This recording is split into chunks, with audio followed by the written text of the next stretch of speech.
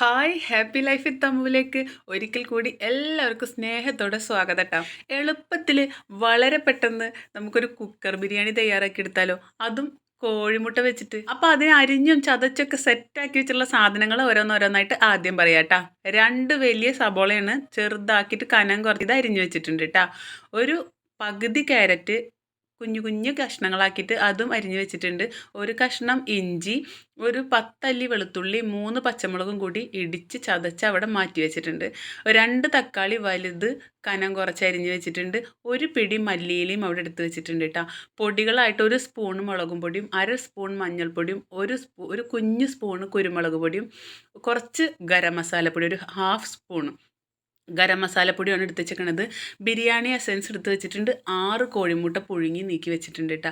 ഇനി നമുക്ക് തുടങ്ങാം. ആദ്യം കുക്കർ അടുപ്പത്ത് വെക്കാം. പെട്ടെന്ന് പരിപാടി കഴിയൂട്ടാ. കാരണം നമുക്ക് പൊരിക്കാനോ വറക്കാനോ ഒന്നുമില്ല, ദമ്മിട്ട് മാറ്റാനോ ഒന്നുമില്ല. ഒരൊറ്റ വഴറ്റിൽ ഒരൊറ്റ വേവിക്കൽ, അത്രയേ ഉള്ളൂ കേട്ടോ. ഏറെ പറഞ്ഞാൽ 10 മിനിറ്റ്, അതിൻ്റെ ഉള്ളിൽ ബിരിയാണി റെഡി. അപ്പോൾ കുറച്ച് എണ്ണ ഒഴിച്ച് അല്ലെങ്കിൽ നെയ്യ് ഒഴിച്ചിട്ട് സബോള ഇടാം. ഞാൻ നെയ്യ് ഒഴിച്ചിട്ടില്ല. നെയ്യ് ഇവിടെ ഉണ്ട്, പക്ഷേ ഞാൻ ഒഴിച്ചില്ല. ഞാൻ വെളിച്ചെണ്ണയാണ്, നല്ല അടിപൊളി ആട്ടിയ വെളിച്ചെണ്ണ ഉണ്ട്, അതാണ് ഒഴിച്ചേക്കണത് കേട്ടോ.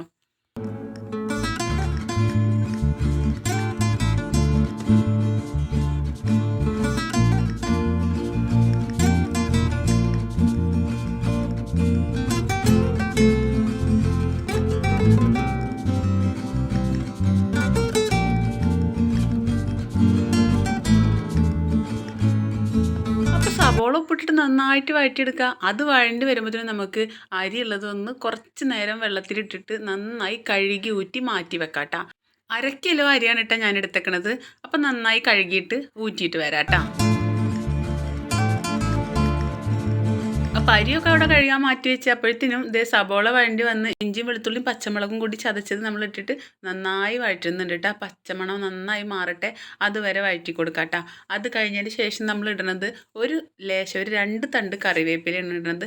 കറിവേപ്പിലയും ഇട്ടിട്ട് നന്നായി ഇളക്കി. ഇപ്പം തന്നെ നല്ലൊരു മണം വരുന്നുണ്ട് കേട്ടോ.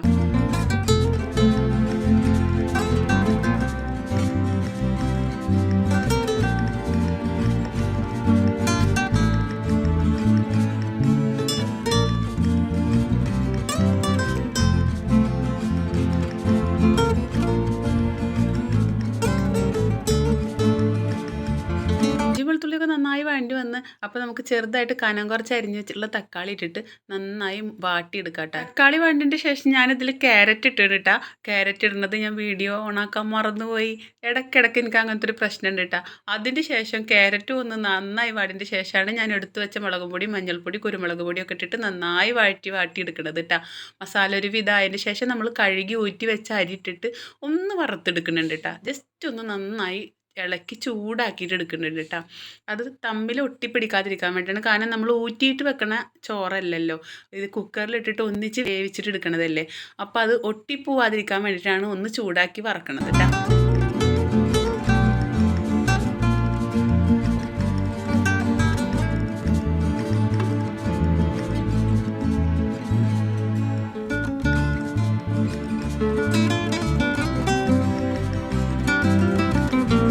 ഒരു പാത്രം അരിക്ക് 1.5 പാത്രം വെള്ളമാണ് കുഞ്ഞു മണി അരിയാണെങ്കിൽ നമ്മൾ ഒഴിക്കേണ്ടത്. പക്ഷേ ഞാനിത് ഇത്തിരി വലിയ അരി ആയതുകൊണ്ട് 3/4 പാത്രം അരിക്ക് 1.5 പാത്രം വെള്ളം ഒഴിച്ചിട്ടുണ്ട് കേട്ടോ.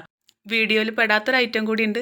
മല്ലിയില ഞാൻ അതിൻ്റെ ഇടയിലിട്ട് ഓണാക്കാൻ മറന്നുപോയി, വെരി സോറി. അപ്പോൾ അതിന് ശേഷം ഉപ്പ്, വെള്ളത്തിനും അരിക്കും പാകത്തിനുള്ള ഉപ്പ്, കല്ലുപ്പാണ് ഞാൻ ഇടുന്നത്.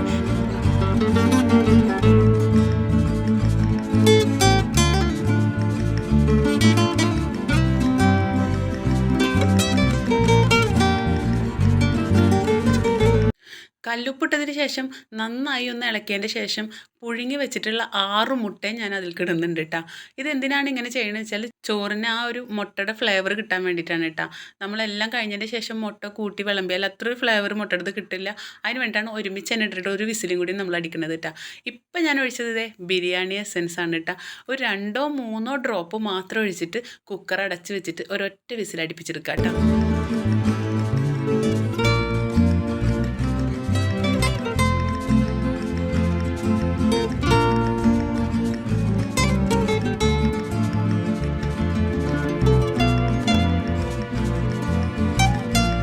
വിസിൽ വിസിലൊക്കെ അടിച്ച് വരുമ്പോഴത്തേനും ഞാൻ കുറച്ച് കച്ചമ്പർ അവിടെ ഉണ്ടാക്കി മാറ്റി വെച്ചിട്ടുണ്ട് കേട്ടോ.